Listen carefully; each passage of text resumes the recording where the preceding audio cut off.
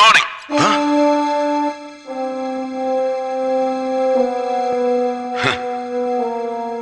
Welcome.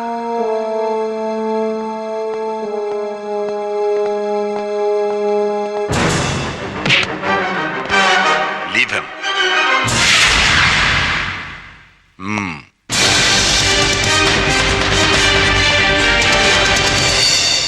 ആഹാ, ഇതൊരു full fledged star beauty പാർലറിന്റെ സെറ്റപ്പുകളാണല്ലോ. കൊള്ളാം.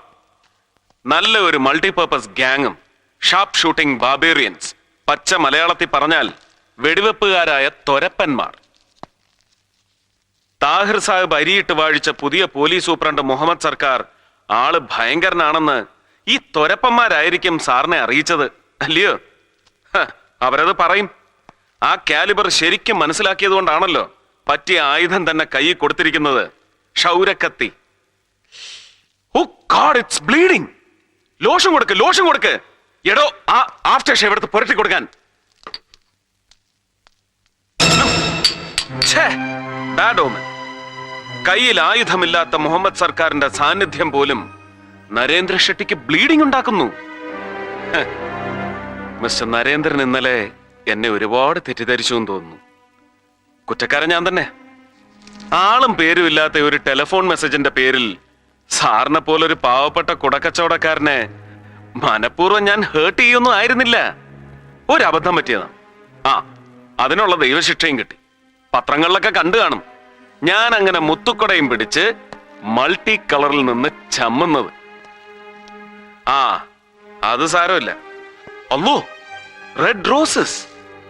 ഇന്നലത്തെ സംഭവത്തിന് ശേഷം എനിക്ക് ഈ ചുവന്ന റോസാപ്പൂക്കൾ കാണുന്നതേ ഭയമാണ്. കയ്യിൽ നിന്നങ്ങനെ കത്തിയെറിഞ്ഞാലോ? പൂട്ടിക്കിടക്കുന്ന വണ്ടി കുത്തി തുറന്ന് അതിനകത്ത് ഗിഫ്റ്റും കത്തും ഒക്കെ വെക്കുക. ബെഡ്റൂമിൽ കടന്നിറങ്ങുന്ന എട്ടും പൊട്ടും തിരിയാത്ത കുഞ്ഞിന്റെ ബെഡിൽ പാവക്കുട്ടി.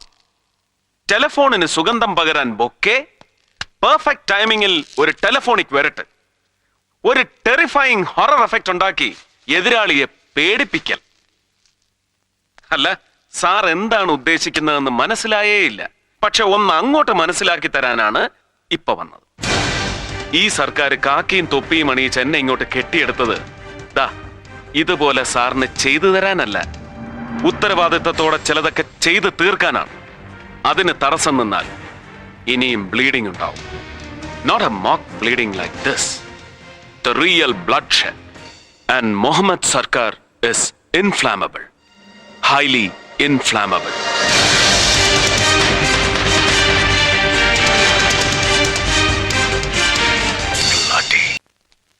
നിങ്ങളുടെ ഈ കോഴ്സും കഴിഞ്ഞ് വന്ന വരവിന് ഞാൻ ഈ പയ്യൻ ഷെട്ടിയുടെ ചത്തുപോയ തന്ത ഷെട്ടി ഉണ്ടല്ലോ, വീരേന്ദ്ര ഷെട്ടി, അവനെ ഓൾമോസ്റ്റ് ഒരു പൂട്ടിയതാ.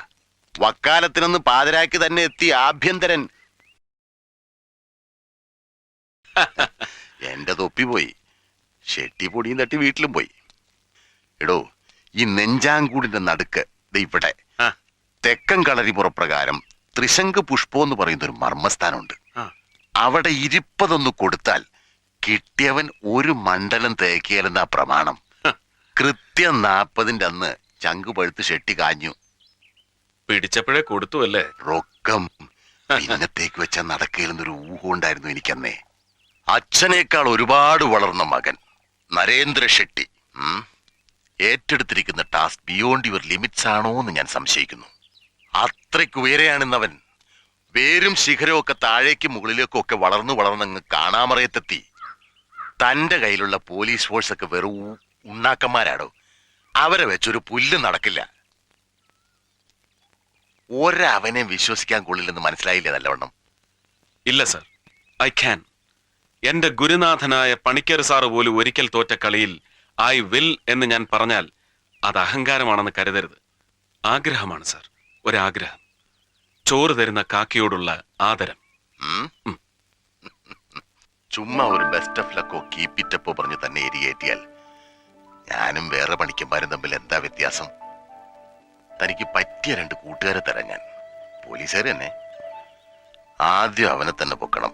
CI Gregory. കിറുക്കനാണെങ്കിലും ആള് നല്ലൊരു sharp ഷൂട്ടറാ. CI Gregory?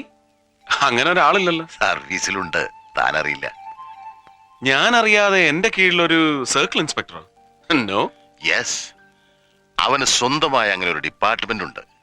വ്യാജച്ചാരായ raid department.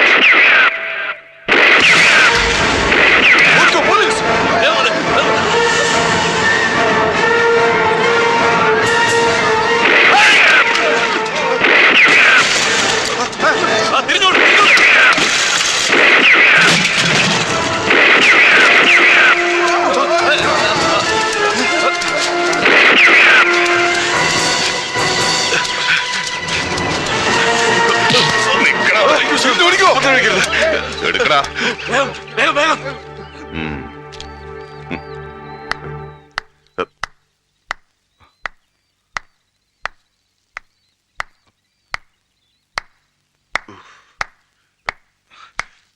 കാശ് ഒന്ന് പറ്റിക്കുന്നോടാ.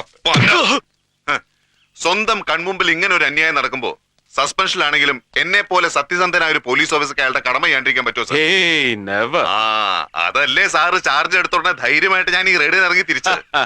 കുഴപ്പം നമ്മുടെ ഡിപ്പാർട്ട്മെന്റ് സാർ. കൈക്കൂലി ചൊളമാതിരി എണ്ണി മേടിച്ചുകൊണ്ട് അഴിച്ചു വിട്ടിരിക്കല്ലേ ഇവന്മാരെല്ലാം. ഓഹോ, പഴയ സൂപ്രണ്ടും കണക്കായിരുന്നു. കൊറേയൊക്കെ ഞാനും കേട്ടിരിക്കുന്നു പുള്ളിയെ കുറിച്ച്. കേട്ടതിനേക്കാളൊക്കെ മഹാപോർണ. ഈ വാറ്റുകാരെയൊക്കെ ഞാൻ ഒതുക്കി ഒരു വഴിക്കാക്കിയത് സാറേ.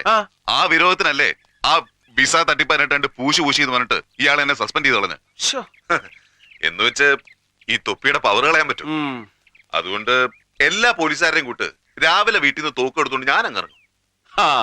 അത് കൊള്ളാം. താൻ ഇങ്ങനെ ദിവസവും രാവിലെ തോക്കും എടുത്തോണ്ട് ഫ്രീ സർവീസിന് ഇറങ്ങിയാൽ വീട്ടു ചെലവിന് എന്ത് ചെയ്യും? അതാ പ്രശ്നം.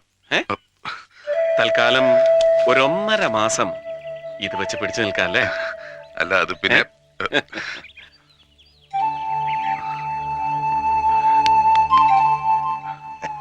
ഓ അപ്പൊ സാറിന്റെ കളിയായിരുന്നല്ലേ?